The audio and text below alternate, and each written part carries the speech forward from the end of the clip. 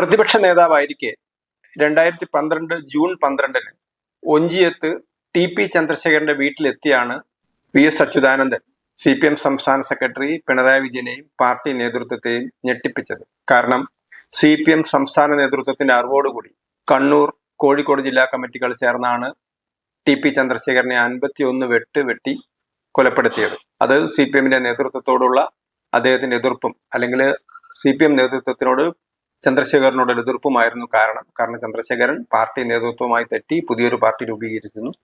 പക്ഷേ VS അച്യുതാനന്ദനെ വളരെയധികം ബഹുമാനിച്ചിരുന്ന നേതാവായിരുന്നു TP ചന്ദ്രശേഖരൻ. അതുകൊണ്ടാണ് TP ചന്ദ്രശേഖരന്റെ കുടുംബത്തെ സന്ദർശിക്കാൻ പാർട്ടിയുടെ വിലക്കുകളൊക്കെ ലംഘിച്ചുകൊണ്ട് VS അച്യുതാനന്ദൻ ഒഞ്ചിയത്തെത്തിയത്. അതും നെയ്യാറ്റിൻകര ഉപതെരഞ്ഞെടുപ്പ് നടക്കുന്ന ദിവസം. അത് CPM നേതൃത്വത്തിന് ഏറ്റ ഒരു കനത്ത അടിയായിരുന്നു. TP ചന്ദ്രശേഖരന്റെ വീട്ടിലെത്തിയ VS അച്യുതാനന്ദൻ രമയെ കണ്ടു. രമ VSന്റെ കൈ കൂട്ടിപ്പിടിച്ച് കരഞ്ഞു. ഒരു അച്ഛൻ മകളെ ആശ്വസിപ്പിക്കുന്ന പോലെയായിരുന്നു VS അച്യുതാനന്ദൻ രമയെ ആശ്വസിപ്പിച്ചത്.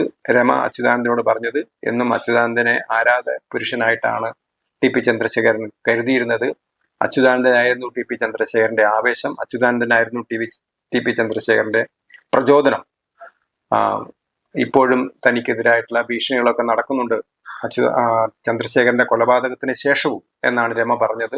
രമയോട് പറഞ്ഞത് താനെല്ലാം അറിയുന്നുണ്ട് എന്നായിരുന്നു VS അച്യുതാനന്ദൻ പറഞ്ഞത്. പാർട്ടി നേതൃത്വത്തിൽ നിന്ന് VS അച്യുതാനന്ദനെതിരെ അഭിപ്രായ പ്രകടനങ്ങൾ ഉണ്ടായ സമയത്ത് രമയുടെ വീട് സന്ദർശിച്ചതിനെതിരെ അല്ലെങ്കിൽ TP ചന്ദ്രശേഖരന്റെ വീട് സന്ദർശിച്ചതിനെതിരായിട്ടുള്ളൊരു വികാരം പാർട്ടിക്കകത്തുണ്ടായ സമയത്ത് അദ്ദേഹം പറഞ്ഞത് സ്വന്തം മകനെ നഷ്ടപ്പെട്ട അമ്മയെയും ഭർത്താവിനെ നഷ്ടപ്പെട്ട സ്ത്രീയെയും ആശ്വസിപ്പിക്കാനാണ് താൻ പോയത് എന്നാണ് അന്ന് VS അച്യുതാനന്ദൻ പറഞ്ഞത്.